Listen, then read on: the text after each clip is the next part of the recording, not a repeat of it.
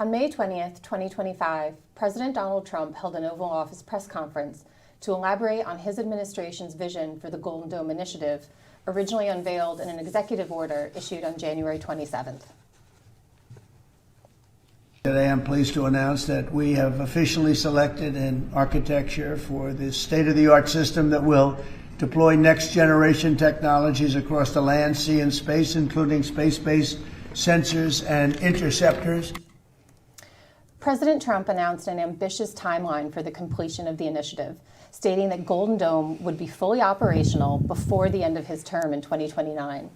The total projected cost of the initiative is estimated to be $175 billion. An initial $25 billion down payment for the initiative was included in the reconciliation bill. U.S. Space Force General Michael Guetlein was tapped to lead the Golden Dome efforts and will serve as the direct report program manager. The United States' nuclear-armed adversaries, Russia, China, and North Korea, have all made comments warning that the Golden Dome would disrupt strategic stability and might spark a dangerous arms race. What can the administration execute on this ambitious timeline? What are the ingredients for success and potential roadblocks ahead?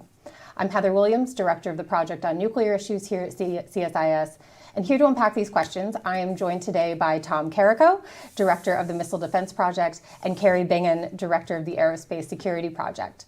We will take audience questions, so please submit those via the homepage. So, Tom, let's start at the very beginning here. There's still a lot that we don't know. The biggest question that I'm hearing, and I suspect you are also hearing, is the feasibility question here. The reconciliation bill earmarks $25 billion for Golden Dome. Trump expects it to cost $175 billion over approximately 3 years. So how feasible do you think this is on that 3-year timeline, taking into account technical constraints, but also political ones and some of the budgetary pressures? Yeah, so a couple things. Thanks, Heather. I think, first of all, let me just start with the threat. We saw in the past week a very impressive intelligence operation and a UAV attack by Ukraine, Operation Spiderweb, hitting a bunch of Russian bombers. Of course, it couldn't happen to a nicer set of folks, but it really showed, and I think it sparked some imagination for what innovative and highly proliferated aerial attack is capable of, and it affects strategic stability and lots of other things. I'll say as well that the Defense Intelligence Agency put out an infographic, which we can pull up here real quick, identifying some of the threat types and the numbers, which the numbers, by the way, were pretty interesting to have up, of fractional orbital bombardment, for instance. And they put some numbers down there in terms of how many they expected China and Russia to have by, I think, 2035. And you have basically the other categories, your SLBMs, your ICBMs, your long-range cruise missiles, and they also have kind of the maneuvering ballistic missiles or aeroballistic missiles. So look, it's the whole spectrum, right? And the executive order also talked about advanced aerial threats, so think sophisticated UAVs. Although again, a huge attack, the biggest single-day attack by Russia against Ukraine immediately preceded the Ukrainian success. I think it was 450 some Shaheds, which those are the V1s of today. They're the buzz bombs of today. In terms of the reconciliation bill, look, you put it well, Heather, as a $25 billion down payment. I like to say that reconciliation is a Catholic sacrament designed to blot out past sins.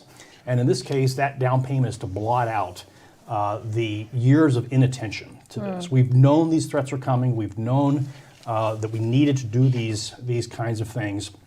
And so in some respects, the Golden Dome Initiative, put aside the name, so much of this has been exactly what multiple NDAAs have called for. Multiple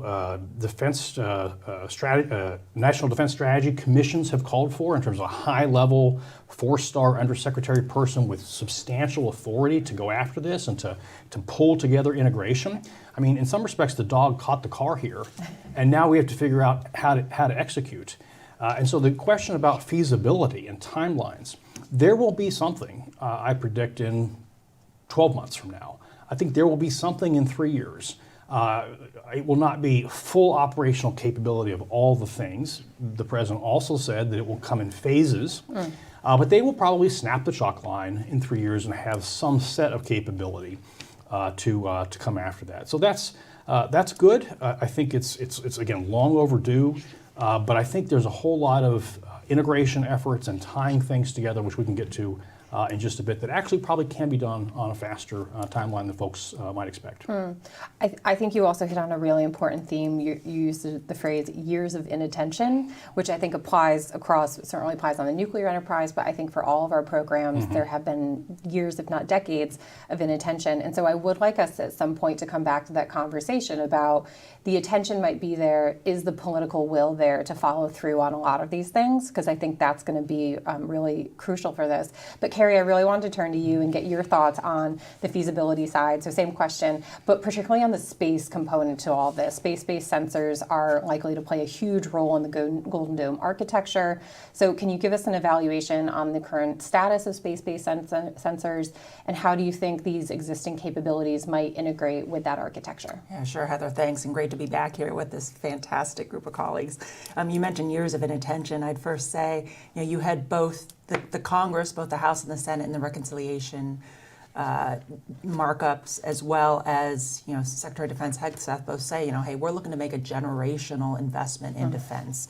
So I think you're absolutely right about that surge, but it needs to have follow through, and hopefully we'll get back to that. But feasibility, I want to hit technology, cost, and time, and I think we need to manage expectations here for what will transpire over the next few years. Technology, in general, I think largely this is not a science problem. This is an engineering and an integration challenge ahead of the department. So I think generally these pieces are feasible, but you mentioned there's still a lot we don't know. There is still a lot we don't know. We need to see the details of the architecture. There needs to be a strategy. We need to have a better understanding of what's going to be prioritized over what time period and at what cost. Tom mentioned Operation Spiderweb. Phenomenal success by the Ukrainians, and you said it exactly right, both from an intelligence, placement, and access perspective, as well as just the capability and the creativity.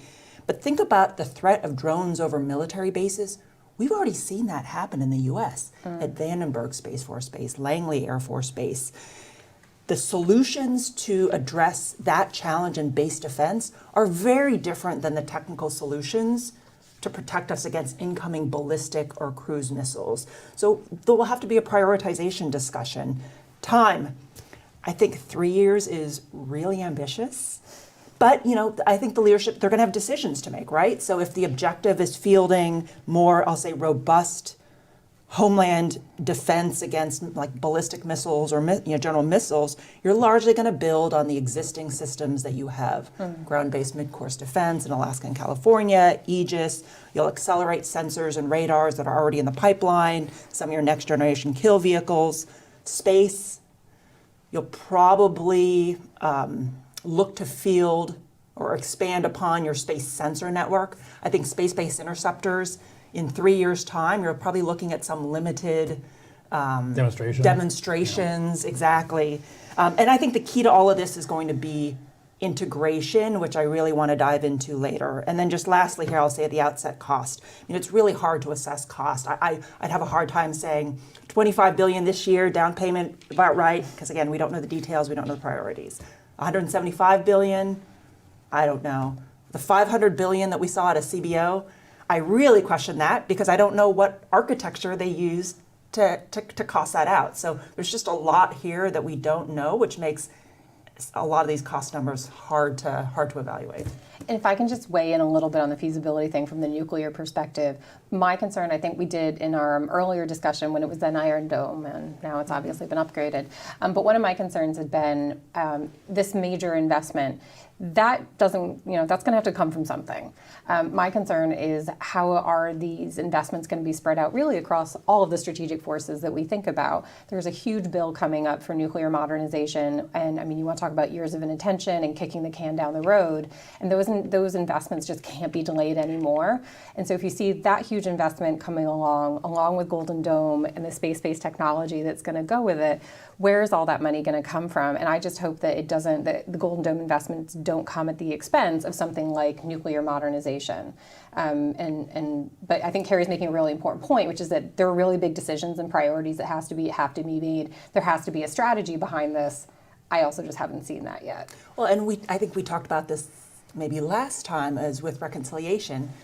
it is a generational investment in defense, but it's a one-time injection or boost. I think, Tom, you said this last time. So what I'd really like to see when the budget details come out in a few weeks is what is that FYDP? What is that future year projection to see all of these investments happening now? Are they being sustained in the out years? Unfortunately, we're not going to see those FYDP numbers for basically until this time next year when FY27 comes out. But you're exactly right. I'm not counting those chickens until they're actually in the 27 budget PP. So we will come back to both Ukraine and some of these budget questions about what comes next. But one really interesting development I thought from President Trump's announcement and since then has been the role of Canada.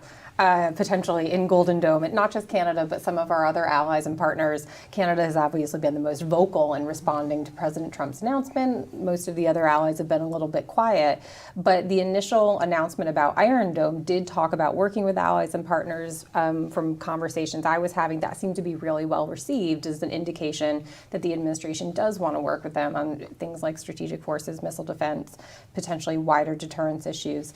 So Tom, can you just say a little bit about what might be the role of allies, partners, particularly our friends to the north, but then also industry. Like industry is going to have to be a huge part of this as well. Yeah, so on the Canada front, and I would say broadly speaking, remember the EO had an Allied and Theater Missile Defense Review, so presumably OSD policy is going to be cranking on that here soon. There's a lot of potential for, I would say, mini Golden Domes, everywhere. The interests of this are already manifest in, say, Germany and NATO members' European Sky Shield Initiative, right? The Japanese and the Australians and now the Brits with the Strategic Defense Review, they say up to £1 billion more for air and missile defense that just came out this week. I'll say in terms of the execution of this, kind of connecting it to the feasibility thing, about a week ago, the SecDef reportedly signed the memo, basically granting the DERPM the I've heard it described as godlike acquisition authorities. Outside JCIDS, the DR and DRPM stands for direct report. There's direct report to the DepSec, which is good. That high level interest is going to be absolutely critical. This is only the fourth time in history that missile defense has really gotten a presidential attention. So that's going to be really important. And I think that's important because it's about the contracting. It's about the acquisition authority to, no kidding, get stuff on contract and move out. So it's not the business as usual. But nevertheless, I think, and this is kind of channeling some of what you were saying, Kari, I don't expect this to be pie in the sky, tilting at windmills kind of capability. I expect it to be actually more meat and potatoes, the kind of architectural elements and plans that we've basically had on the shelf and are now being pulled off. Again, the dog caught the car, and now we have to go do it. And that's the long-winded way to get to what's Canada involved here. It's because Canada's part of NORAD. And the plan on paper for some time has been, hey, we need domain awareness. We need lots and lots of especially OTHRs, over-the-horizon radars.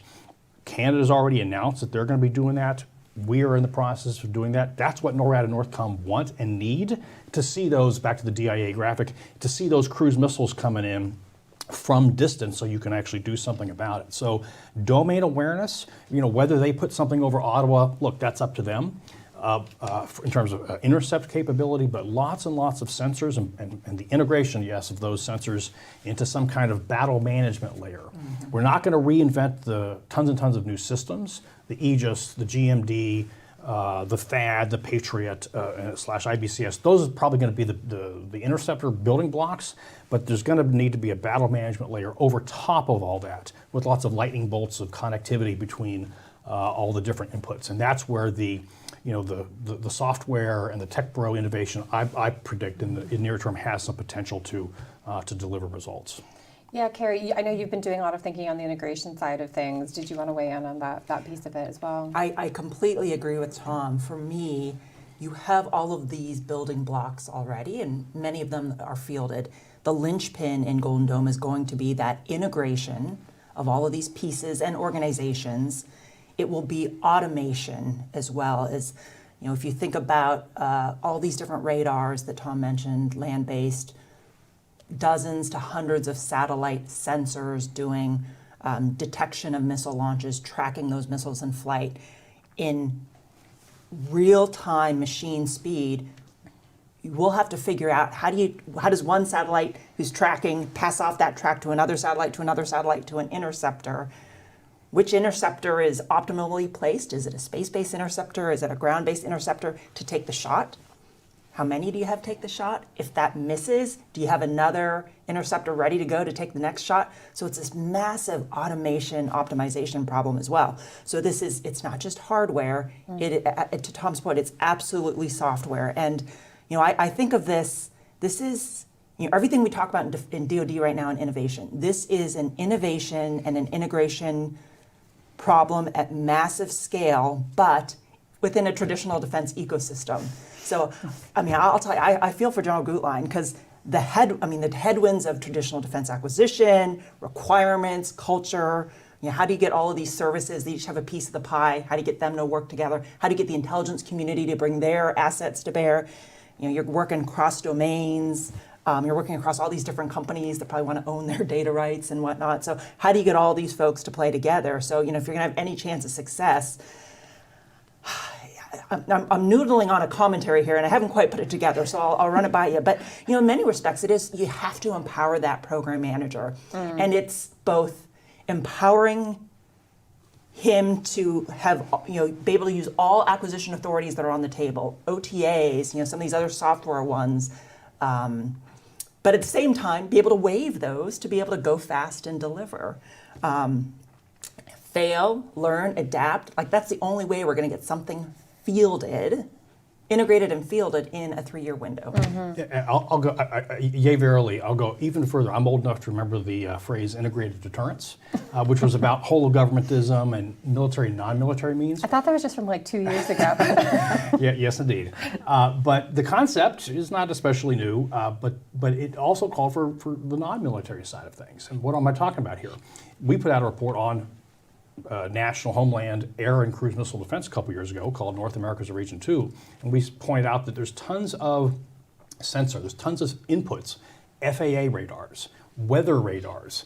Here's where the interesting big data and AI and automation, so much of the inputs on that are just lying fallow. It's data being left on the cutting room floor. So for wide area surveillance of the continent, we're not going to put a new radar on every corner necessarily, but we have lots of stuff that's already there that actually can be stitched together. So that's where the innovation and the urgency behind the DERPM's role is.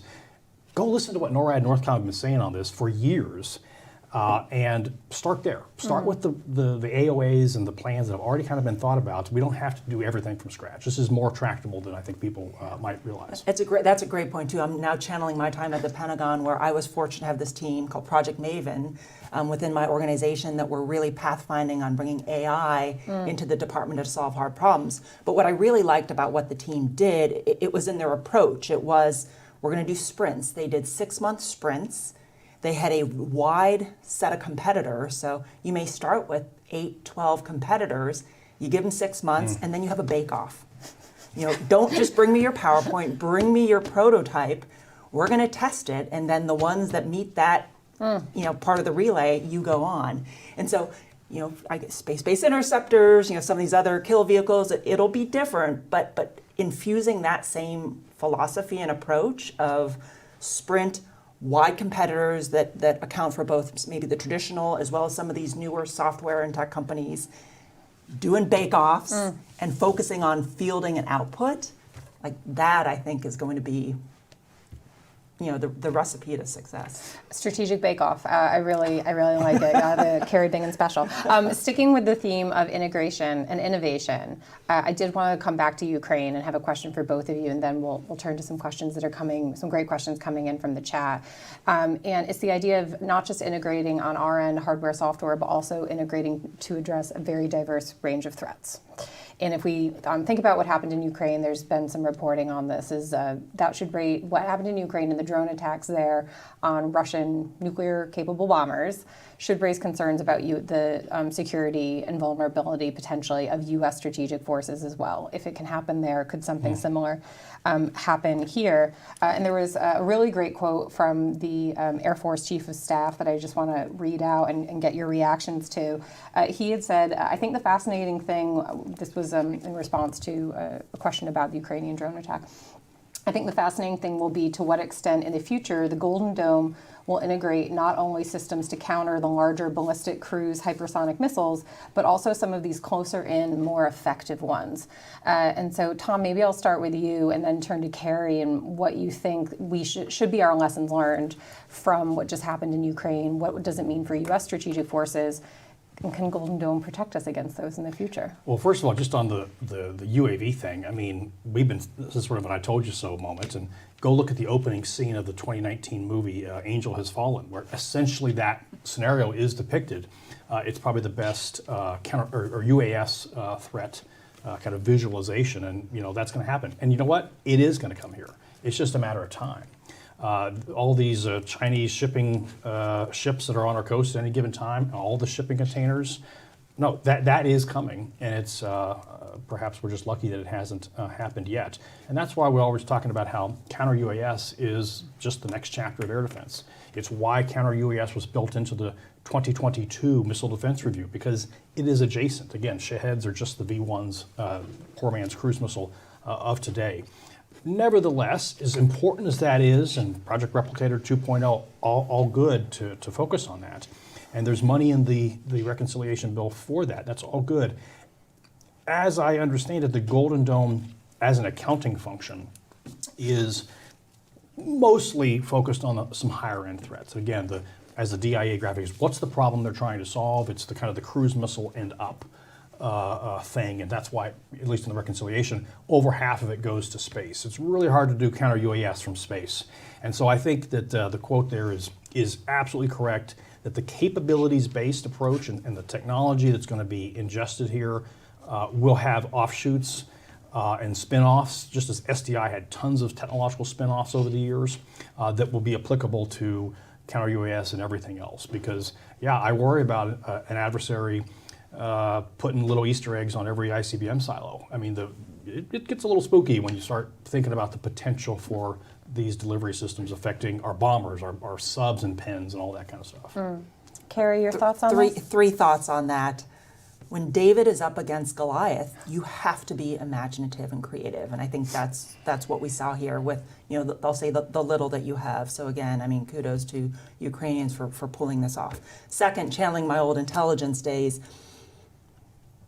we've seen in reporting that this was a year and a half in the making. So something like this just doesn't happen overnight. There is a tremendous amount of planning and relationship building and whatnot that has to go into scouting the landscape, maintaining access, trying this out, red teaming yourself.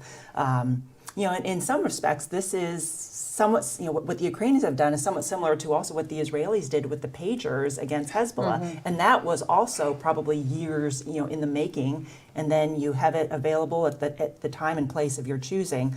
The third piece is, close to home here. I think we're going to have a serious conversation on what base defense looks like going into the future, who does it, the authorities that base commanders will have. I mean, they do have self-defense capabilities today, but do you think more broadly than that? And then when we think about capabilities, it's detection and tracking, so radars, and there's a spectrum of implication that I'll turn to Tom on, but you have to be able to detect and track those threats incoming. And you have to be able to take action. So is that kinetic action, electronic warfare that we're seeing in spades on the Ukrainian battlefield in Israel? Is it laser weapons to take down those drones? And no matter what capability you invest in, you're going to have to be able to test it. So we need to be able to have the test ranges to actually go off and do this. And there are spectrum implications and all of that too that Tom knows very well. We have some really great questions coming in, so I do want to turn to those. I can already see we're not going to get to nearly all of these, so I apologize in advance. But there's two in particular here that I want to flag because you both have picked up on these a bit. The first one I think I'm going to direct to Tom. This comes from Jason Suslevich at Applied Intuition. And the question is, the modern battlefield will be defined by masses of both complex and inexpensive systems paired with rapidly upgradable autonomous software. Our missile defense systems must effectively and efficiently reflect this reality. What role do you believe autonomy can and should play with Golden Dome? I'm going to read out the second one because I have a feeling you might want to weigh in on this one as well, time permitting. This one comes from Matt McLaughlin at GAO. Do you think there is potential for other high-level programs to see Golden Dome as a precedent for high-interest items obtaining alternate procurement authorities? Shipbuilding comes to mind as a topic that's also had a recent executive order. And so, Kari, I might ask you to take that one, but I want to put them both out there because I think, particularly because you both have experience on the Hill and working on budgets, and obviously on the DoD side, you might want to weigh in. But Tom, autonomy, discuss. Yeah, so I think autonomy, machine learning, automation generally is going to be, it is super important for things like really quick threat classification.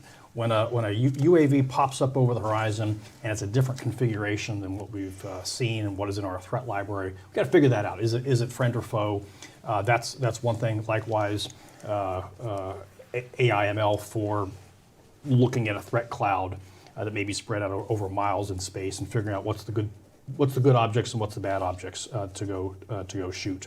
But also, and this, I think we kind of talked about this already, which is that the autonomy to be able to ingest massive amounts of data and use that big data very quickly to figure out that, hey, this swarm of things that are being picked up by the OTH radars doesn't really move in the way that a Cessna or a 747 would move, and kind of that tipping and queuing from this broad surveillance.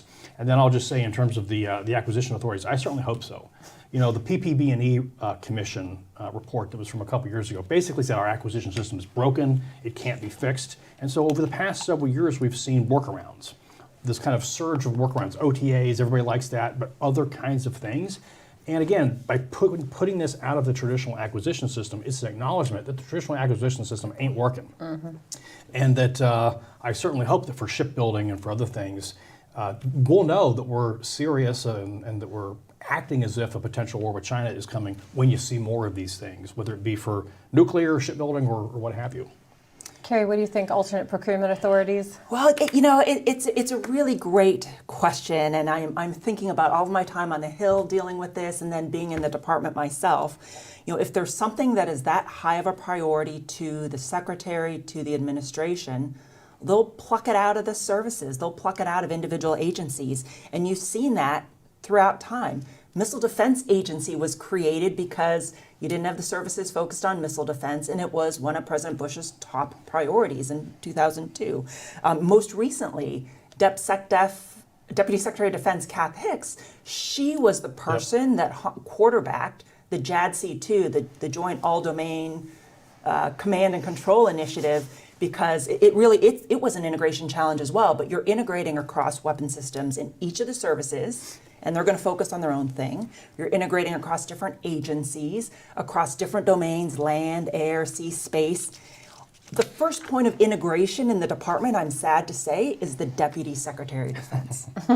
So you're right. I mean, we've got to figure out ways to fix this. But at the same point in time, if it's a high priority and it cuts across all of these different, I'll say, equities and organizations, you do kind of need that central leadership to get it done. And Project Replicator was her other initiative that actually she stuck her neck out and it did pretty dang well. NC3 and MRAPs, I mean, those are all very, very high level examples. I mean, heck, you're seeing it with the White House creating their shipbuilding office, which also is a suggestion of priorities.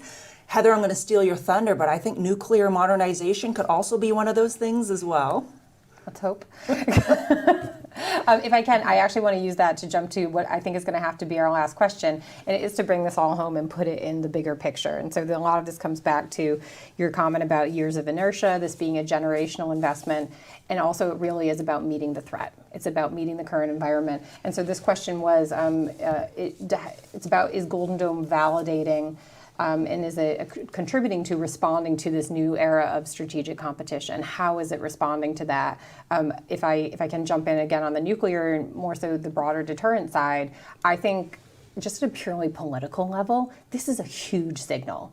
After so much inertia, after atrophy, after not making these investments for so long, just the purely symbolic function that I think this investment, $125 billion over 3 years, yes, it's going to be phased. We all have some, questions about its feasibility, but that still sends a really important signal. And I think it's an important signal to be picked up by Moscow, Beijing, but also by our allies and partners who are looking at what has been a lack of U.S. investment in a lot of ways for the past few decades. And so I think that symbolic function is a really important one. But final thoughts from either of you about how Golden Dome is responding to the new threat environment? It's responding to the threat environment because missiles are the weapons of choice. They're the things that the Russians, Ukrainians, and the Iranians are reaching for early and often. And the long-range precision fires are the top modernization priorities of lots of countries these days. So that's just a fact. And then I would just say, Heather, the Biden administration at the tail end, in an event that you hosted, said, hey, this is a nuclear age too. That salience is not going away at all. We may have to do more on that. And I'll just say in terms of response, actually Beijing did reply to the Oval Office announcement about Golden Dome and kind of groused about it a bit, to which I say, good, that's a signal it's the right thing. If it doesn't irritate our main strategic competitor, the pacing threat, if it doesn't impose cost on them and they're unhappy about it, then we may be doing the wrong thing. We want to be doing the things that they're not jazzed about. Kari, your thoughts on meeting this moment? Yeah, I guess I reflect back as well as, we spent 20 years focused on a counterterrorism mission, posturing our force, investing in capabilities that would allow us to successfully go after terrorism targets in Iraq and Afghanistan. Over those 20 years, Russia and China invested in really advanced strategic and tactical capabilities. So all the things that Tom showed in that first chart, the hypersonics, cruise missiles, FOBs, those fractional orbital bombardment systems, nuclear modernization, space. I mean, I wouldn't be the aerospace person here if I didn't at least talk space too, but just, the criticality now of space to all aspects of our national security, our war fighting, our ability to protect power, our economic vitality. We're just in a very different era now that demands these kind of defenses. And probably a whole nother discussion we could have on strategic stability, but these threats are there. So, we have an obligation, if the technology is within our means, to actively defend ourselves against them. And that's not just against missiles and missile defense, but it's also, I'd say, looking at counter space. How do we defend our interests in space as well? So it's a different landscape. Yeah, I think we've covered as much as we can in a very short period of time. A lot of questions still remain. These issues aren't going away. I know our 3 programs are all going to keep working on them and have a few things in the hopper. I think some folks from your team and the Pony team will have a critical questions piece coming out today about the Ukrainian drone attack, but also there's some more work being done on Golden Dome across all of our programs. And so with that, we are going to bring this to a close, but please continue to engage with all 3 of these programs in CSIS on these developing issues. Thank you all so much for tuning into this discussion. Thank you to the CSIS streaming and broadcasting team. Please do stay tuned for more joint discussions between Missile Defense Project, Aerospace Security Project, Project on Nuclear Issues. I think we really do have a unique group here, unique set of expertise to really try to make sense of a rapidly changing geostrategic environment, deterrence requirements, policy, and budget space. So thank you again so much for joining.